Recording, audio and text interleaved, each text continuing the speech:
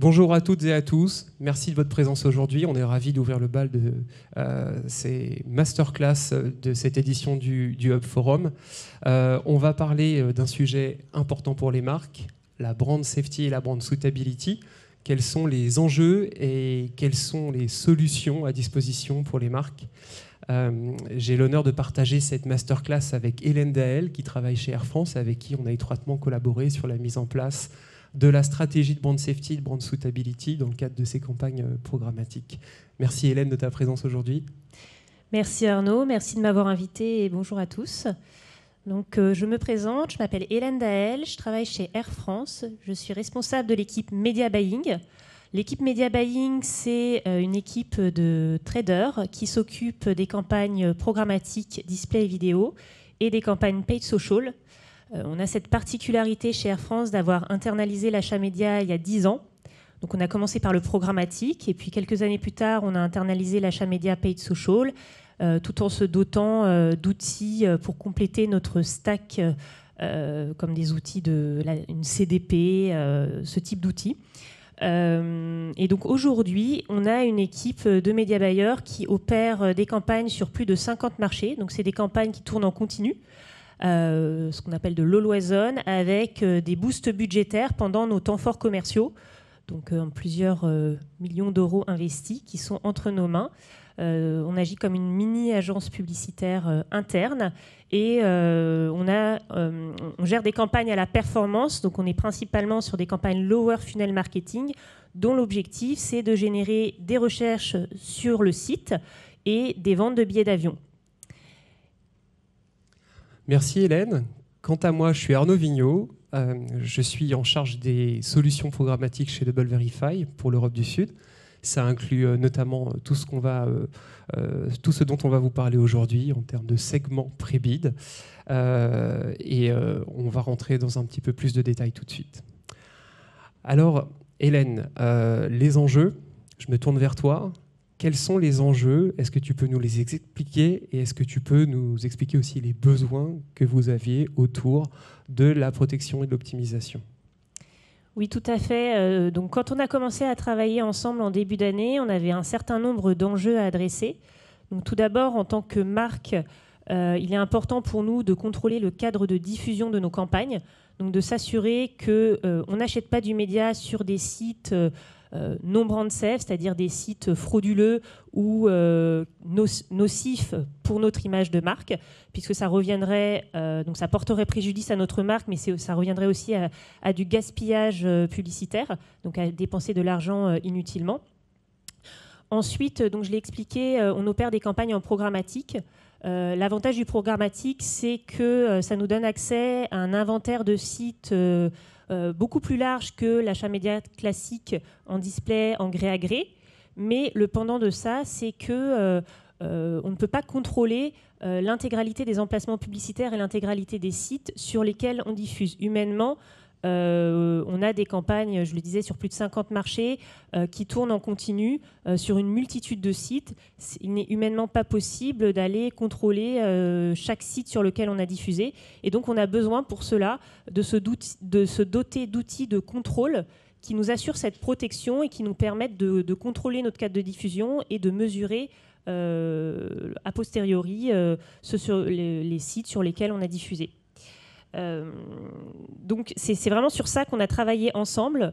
Et puis au-delà de l'aspect brand safety, il y a aussi des contextes qui ne sont pas forcément dangereux en soi ou nuisibles, mais qui ne sont pas forcément pertinents avec une marque comme Air France. Nous, on est positionné quand même plutôt sur un segment premium. Donc on veut être sur des sites qui sont quand même d'une certaine qualité. Et puis aussi, il y a des contextes qui sont inappropriés avec la marque. Donc je pense tout simplement à tous les contextes qui vont parler en négatif de l'aérien, de la marque Air France, des problèmes en aéroport. Tout ce type de contenu, c'est pas opportun de s'afficher à côté de ça, y compris dans une optique de performance, parce que une personne qui va consulter un article qui parle en négatif d'Air France ne va pas forcément avoir envie de cliquer sur une bannière pour aller ensuite acheter un billet d'avion chez nous. Donc ça, c'était vraiment nos enjeux.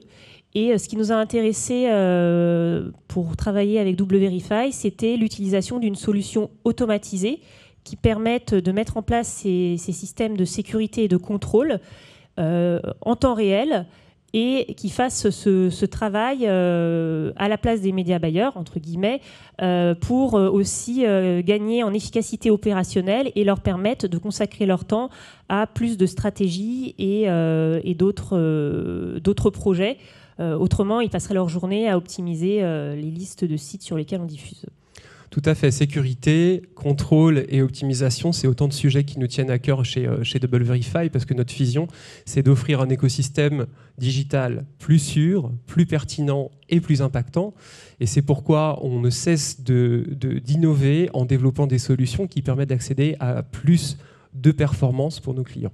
Dernier exemple en date, la mesure de l'attention, qui est un sujet assez populaire en ce moment sur notre marché et pour lequel vous allez pouvoir suivre demain à 11h une session plénière de WVerify avec l'annonceur PMU.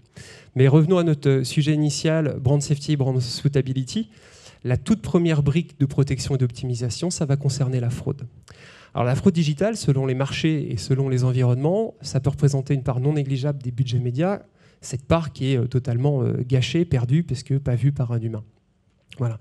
Alors WVerify a adressé le problème il y a assez longtemps, il y a plus de 10 ans, en créant le Fraud Lab. Donc c'est une équipe dédiée à 100% à l'identification des nouveaux types de fraude. Et alors, puisque la fraude est un sujet qui change perpétuellement, très rapidement, c'est vraiment quelque chose qui nécessite des recherches permanentes. Et c'est une équipe de plusieurs dizaines de personnes qui travaillent à temps plein chez WVerify exclusivement sur le sujet fraude. Alors pour illustrer l'ampleur du problème que peut représenter la fraude, on va donner quelques chiffres. Le Fraud Lab identifie chaque jour 500 000 appareils frauduleux. Donc chaque jour, vous avez un demi-million d'appareils frauduleux qui chacun peuvent générer des dizaines, des centaines, des milliers, voire des dizaines de milliers d'impressions chacun. C'est considérable. Voilà. Pour continuer dans les chiffres, au niveau de la réactivité, en interne, on rafraîchit ce qu'on appelle les schémas de fraude toutes les 8 minutes. Ça permet une grande réactivité qui est aujourd'hui totalement nécessaire. Je pense notamment aux robots qui sont de plus en plus sophistiqués, de plus en plus réactifs. Et on rafraîchit très, très fréquemment ces profils de fraude pour permettre à nos clients d'éviter d'acheter des inventaires qui proviennent de robots. Et c'est exactement ce qu'on a mis en place avec Hélène et son équipe. On peut aujourd'hui dire que ça fonctionne plutôt bien, Hélène ? Oui, tout à fait. C'était vraiment la brique minimum à mettre en place avec des budgets marketing à plusieurs millions d'euros. Si on investit une partie de ce budget sur des sites frauduleux, je vous laisse imaginer la perte que ça représente. Donc on a mis en place des systèmes de protection contre la fraude avec WVerify.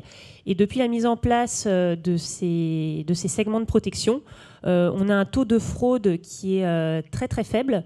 Donc aujourd'hui, on a un taux de fraude moyen inférieur à 0,2%. Et pour ce qui est de la fraude robotique, on est en dessous de 0,01%. Donc on est vraiment à un risque minimal. Et donc on est vraiment rassuré par rapport à ça depuis qu'on a mis ça en place. Et l'avantage aussi, c'est que c'est connecté à nos différentes plateformes d'achat. Donc on utilise plusieurs DSP aujourd'hui. Et donc c'est un segment unique qui est appliqué aux différentes plateformes. Donc on est vraiment protégé à tout niveau. Et c'est littéralement une case à cocher dans les DSP. C'est extrêmement simple de se prémunir d'acheter au travers de tous les types de fraudes tels que définis par le MRC parce qu'il s'agit d'une solution qui est intégralement accréditée MRC. Voilà. Donc au final, la fraude, c'est un sujet complexe qui change souvent, qui change beaucoup, mais que WVerify, via son Fraud Lab, permet d'adresser extrêmement simplement d'un point de vue opérationnel. Voilà. Deuxième composante de la stratégie de protection et d'optimisation, la brand safety. Alors la brand safety, en quelques mots, qu'est-ce que c'est ? C'est la capacité de pouvoir éviter des contenus qui pourraient être dommageables, voire dangereux pour l'image de marque. Dans l'actualité récente, les exemples ne manquent pas. On a évidemment la crise ukrainienne, l'affaire Naël avec les émeutes qui ont pu suivre. Et puis on a eu l'affaire Palmade qui a cessé de rebondir dans les médias pendant plusieurs semaines, voire pendant plusieurs mois, mais on pourra y revenir. Alors comment est-ce qu'on fait pour se protéger ? Comment est-ce qu'on fait pour se prémunir de délivrer des campagnes à côté de ce type de contenu ? Bien, chez Double Verify, on va classifier les contenus extrêmement finement et on va mettre à dispo de nos clients un grand nombre de catégories de contenus qu'on va pouvoir éviter. Donc, on retrouve ici en bas tout ce qu'on appelle les catégories qui appartiennent au Brand Safety Floor. C'est un prérequis du GARM, c'est la Global Alliance for Responsible Media, auquel Double Verify appartient. Et concrètement, c'est le pire du pire. C'est ce que tout le monde souhaite éviter. On est sur du copyright infringement, du spam, extreme and graphic, du malware ou du fichier. On est vraiment sur des catégories que tout le monde, absolument tout le monde, souhaite éviter. En haut, on va retrouver les catégories en rose, qui sont, elles, des catégories plus autour de la brand safety et qui permettent de moduler le degré de sévérité. On a ici 3 seuils de sévérité pour chacune de ces catégories en rose et qui vont nous permettre de venir travailler plus finement, de nuancer l'approche de brand safety. Donc, on va prendre un exemple pour illustrer l'alcool. L'alcool, ça peut être un contenu vraiment compliqué, dangereux, relié à des accidents, à de la violence, à des maladies. Mais ça peut être aussi quelque chose de beaucoup plus anodin, comme de rajouter un verre de rhum dans la recette de pâte à crêpes sur marmiton. Donc vous voyez, c'est des sujets tout autant de thématiques qu'on a capacité à venir travailler avec beaucoup de nuances pour pouvoir trouver cette bonne répartition, ce bon ratio entre protection mais aussi couverture. Voilà. Troisième type de catégorie qu'on va retrouver, c'est les catégories en vert qui, elles, sont plus des catégories de brand suitability. Alors là, on n'est plus vraiment sur des contenus vraiment dommageables pour la marque, mais on est sur des contenus pas forcément pertinents.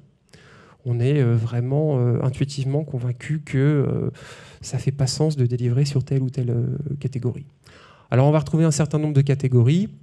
Ça peut être les jeux d'argent, le contenu pour enfants, ou encore le shopping, pourquoi pas, ou les sites people. On en reparlera un petit peu plus tard. Et en plus, on a parmi ces catégories une un petit peu différente qu'on appelle Inflammatory Politics and News, qui concrètement permet d'éviter tout le contenu fake news. C'est une catégorie extrêmement populaire chez nos clients, surtout les années d'élection, comme vous pouvez l'imaginer. Une nouvelle catégorie va bientôt faire son apparition d'ici quelques semaines, c'est une catégorie MFA. Gros sujet en ce moment, je suis sûr que vous avez déjà navigué sur des sites MFA. MFA, c'est quoi? C'est Made for Advertising. Ce sont des sites qui ne sont pas spécialement frauduleux, mais ce sont des sites où généralement le contenu éditorial est assez pauvre, mais par contre sur lesquels on peut rencontrer énormément de publicité.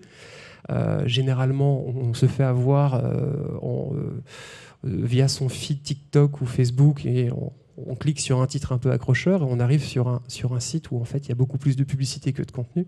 Le contenu est extrêmement pauvre, généralement en plus généré par une IA. Donc c'est quelque chose qui, d'un point de vue annonceur, n'apporte strictement aucun intérêt.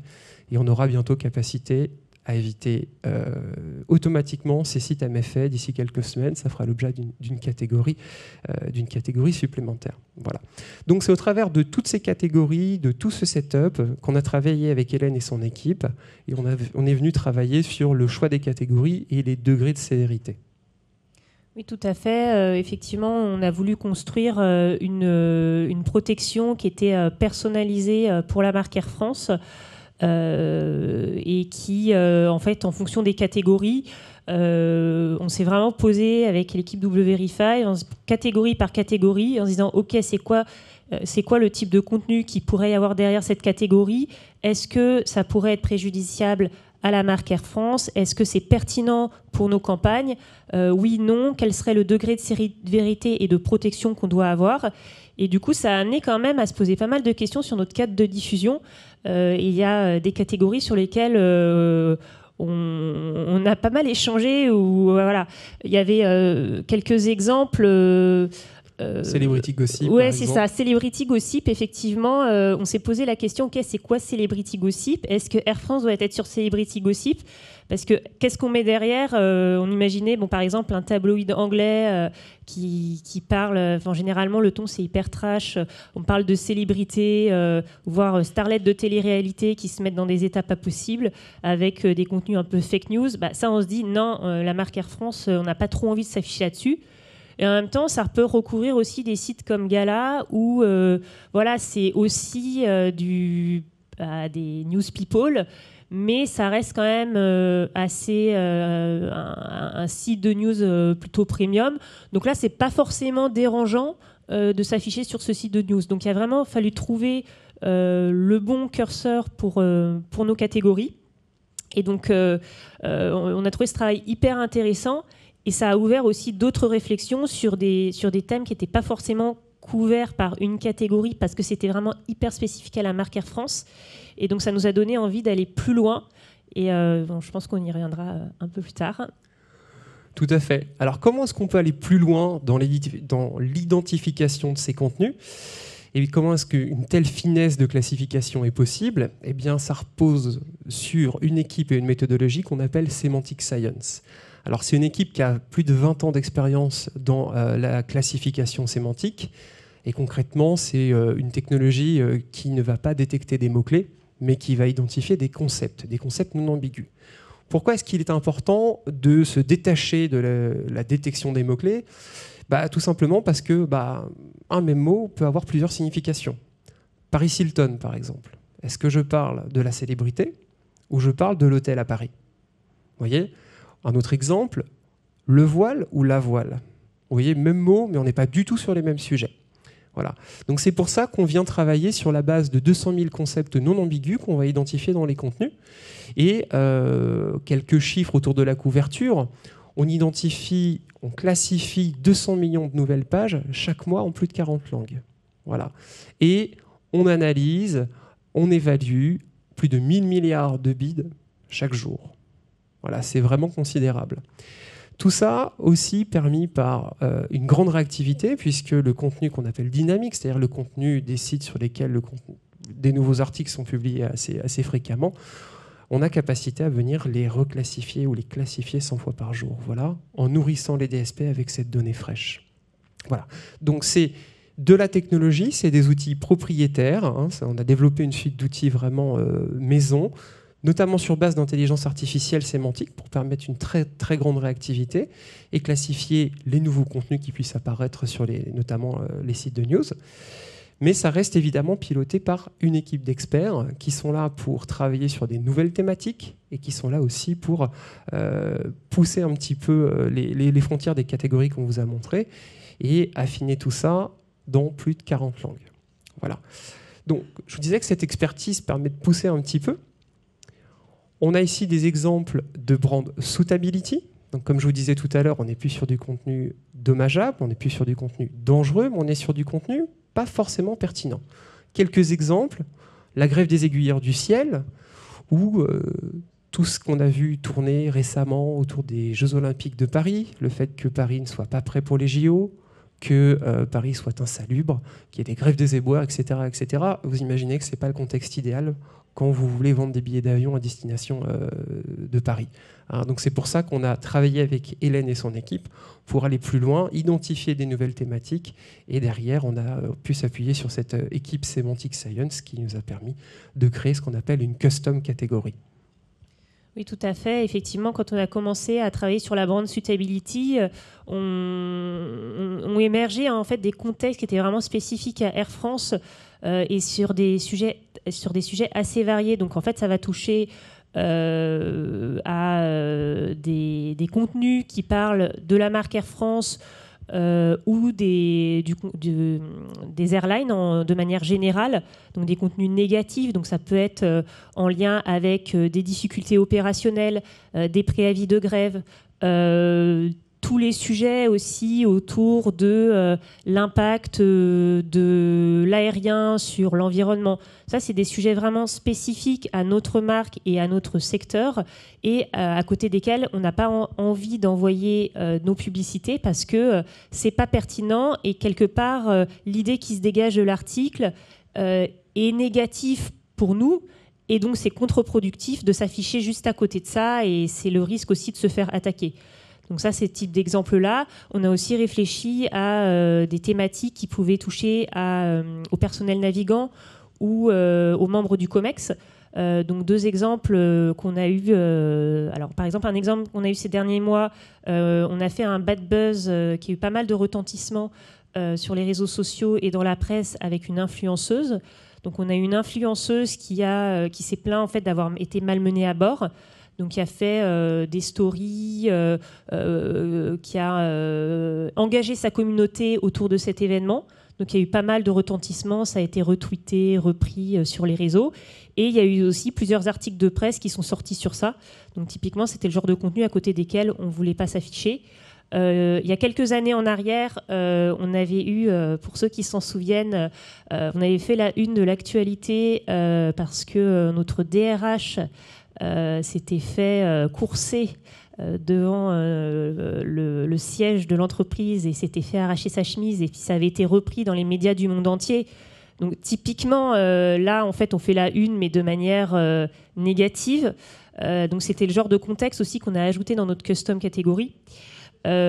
Sur d'autres sujets aussi, pas forcément liés à Air France ou l'aérien, tu parlais des JO. Donc là, on en a un exemple. Air France est partenaire des JO 2024 et les JO 2024 vont se tenir à Paris. Paris, c'est la France. Air France, c'est la France. Paris, c'est aussi la première destination qu'on vend à l'international.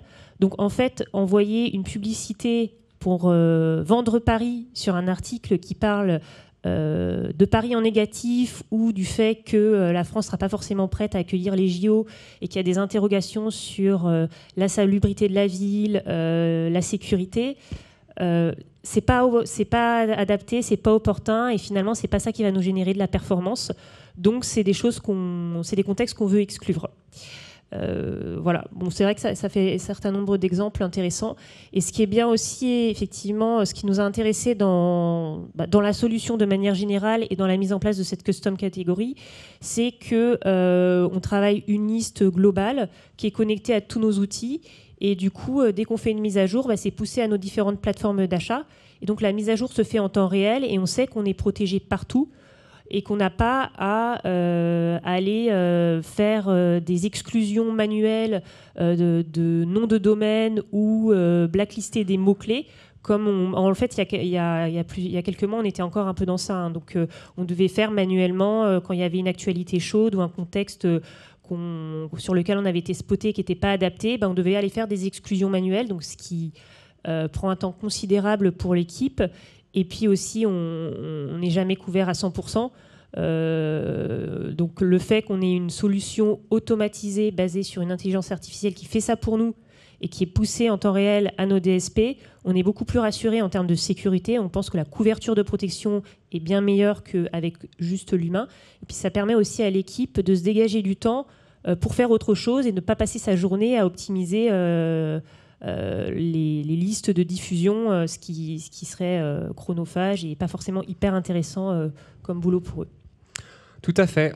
Techniquement, toute cette protection, cette optimisation repose sur un seul et segment pré-bid qu'on appelle Authentic Brand Suitability et qu'on vient activer au niveau des DSP. Donc là, en l'occurrence, il y a 2 DSP et toutes les campagnes qui découlent vont hériter de tous les paramètres de protection et d'optimisation grâce à ce segment.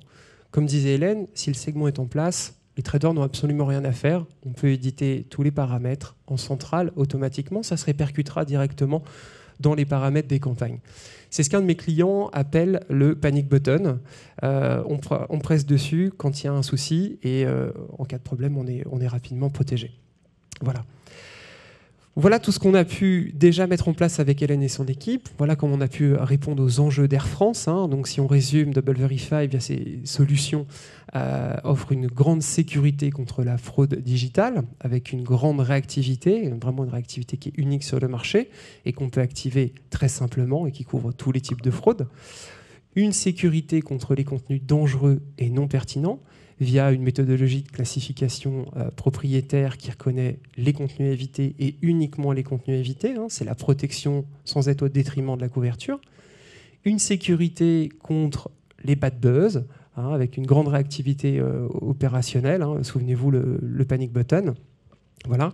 Tout ça étant hautement automatisé, un segment pré-bid unique pour l'ensemble des marchés, l'ensemble des environnements, tous les DSP et dans toutes les langues. Il y en a plus de 40 à disposition. Et tout ça se gère au travers d'une plateforme unique pour le reporting et aussi pour gérer ces paramètres de brand safety et de brand suitability. Et c'est toutes ces solutions combinées qui permettent de proposer à Air France et à nos clients véritablement de la protection, mais aussi de la performance en tirant vers le haut la qualité média. Voilà. Voilà ce qu'on avait à vous dire aujourd'hui. Merci pour votre attention. On était ravis de vous compter parmi nous aujourd'hui. Merci beaucoup Hélène pour ton témoignage. On est ravis de travailler avec ton équipe et toi pour une si belle marque. Merci à toi Arnaud. Et puis on est aussi ravis de travailler avec toi, avec WVerify. On a sur tous ces beaux projets et d'autres à venir. Merci beaucoup. Je crois on a un peu de temps pour répondre à des questions, si vous en avez. Si vous avez des questions qui vous viennent plus tard, n'hésitez pas à passer sur le stand WVerify. Pour me contacter, vous pouvez flasher ce QR code-là pour m'envoyer un message directement. On offre des goodies WVerify à qui posera des questions.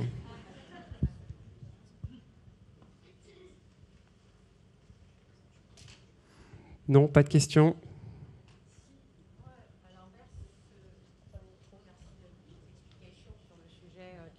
Brand Sustainability. Oula, faut que je me lève. Okay. Que tu mettes là. Merci Hélène, merci Arnaud. Effectivement, la Brand Sustainability et sa portée est très importante. Ma question, c'est à l'inverse, est-ce qu'éventuellement, il est possible aussi avec vos solutions de pousser justement des marques ou des médias qui sont bien plus, on va dire, convertibles, qui nous permettent plus de conversion. Donc, j'ai bien compris qu'il fallait le protéger, mais est-ce qu'éventuellement on peut aussi promouvoir et viser un petit peu plus le haut du panier en termes de conversion? Est-ce que cet outil... Là, en fait, déjà, dans l'esprit, on vient éliminer tout ce qui est moins performant pour se concentrer sur de l'inventaire à la qualité média plus importante et qui va générer plus de performance. Donc, c'est déjà un outil de performance. C'est un outil de protection qui va vers la performance. C'est vraiment ce qui va nous différencier de la concurrence. C'est la brand safety. Il y a plein d'acteurs qui font de la brand safety aujourd'hui. La brand suitability, ça nécessite un tel degré de précision dans l'analyse des contenus que c'est déjà bien différent.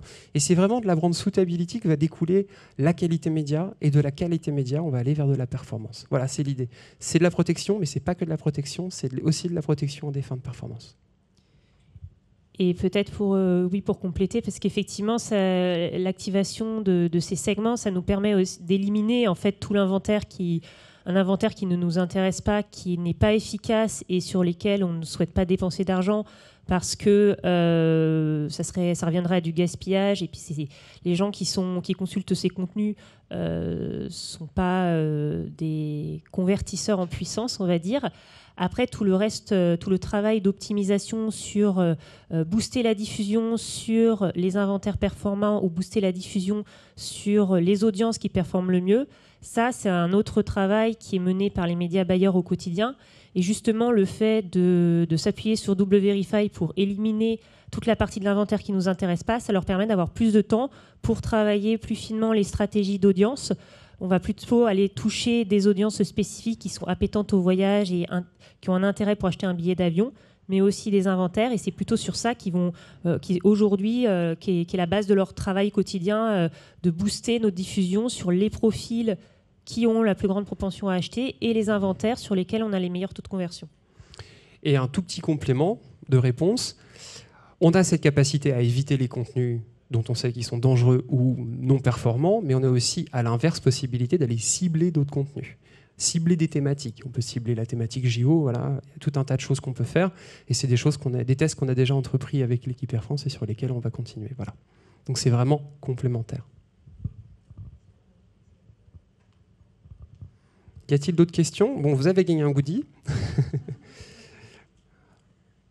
Je vous en prie.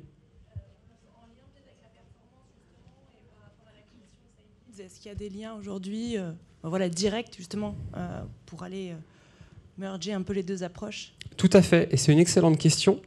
Oui, la réponse est oui. On a cette capacité aujourd'hui d'aller mesurer des KPI d'attention dont les algorithmes Scibids vont pouvoir s'emparer et aller derrière générer de la performance. Alors, je ne sais pas si vous savez, mais il y a un peu plus d'un mois, on a officialisé l'acquisition de Scibids, qui est directement intégrée avec nos plateformes et qui bénéficie de notre capacité de mesure, notamment au niveau de l'attention, pour aller derrière générer de la performance pure et dure au travers des campagnes.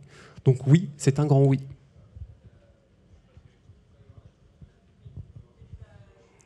Un goodie pour vous. D'autres questions? Chloé, on est encore dans le timing? Bon, n'hésitez pas à vous rendre sur le stand Double Verify ou à flasher ce QR code si vous avez des questions. N'hésitez pas à nous envoyer des messages. Merci à tous et bon Web Forum. Merci.